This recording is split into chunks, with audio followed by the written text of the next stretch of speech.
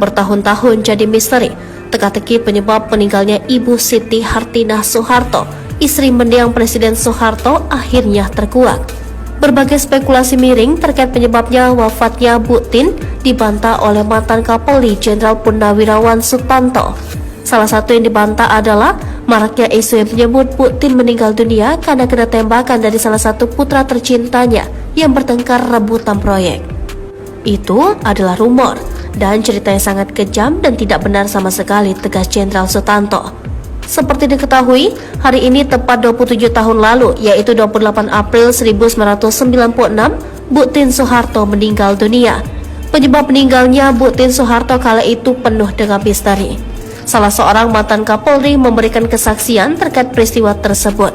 Mantan Kapolri Jenderal Polisi Purnawirawan Sutanto rupanya menjadi saksi detik-detik wafatnya Tin Soeharto pada tahun 1996 silam. Itu seperti yang diceritakannya pada buku Pak Harto The Untold Stories. Sutanto mengaku saat itu dia menyaksikan Soeharto terus mendampingi sang ibu negara. Menurutnya, bagaimanapun seseorang pasti akan sedih saat kehilangan pendamping hidupnya selama puluhan tahun.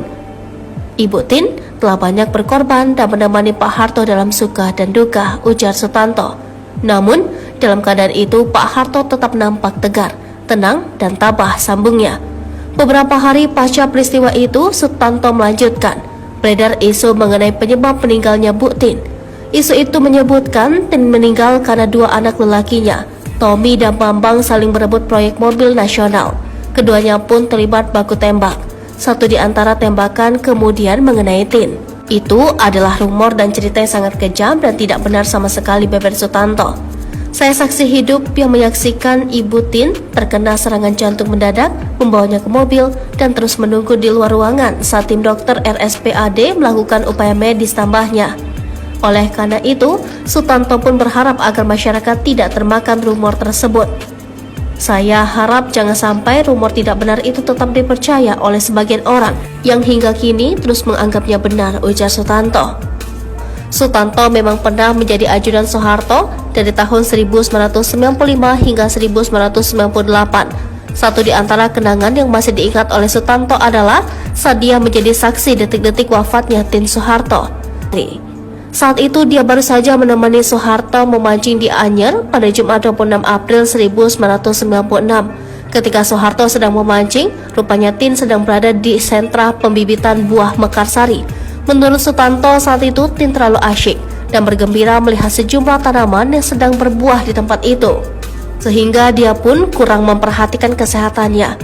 Padahal sebenarnya Tin tidak boleh berjalan terlalu jauh dan lama. Alasannya, Tin memang sedang mengidap penyakit gangguan jantung. Saat Soeharto kembali ke rumah dan bertemu sang istri pada sore harinya, menurut Sutanto, suasana berlangsung seperti biasanya.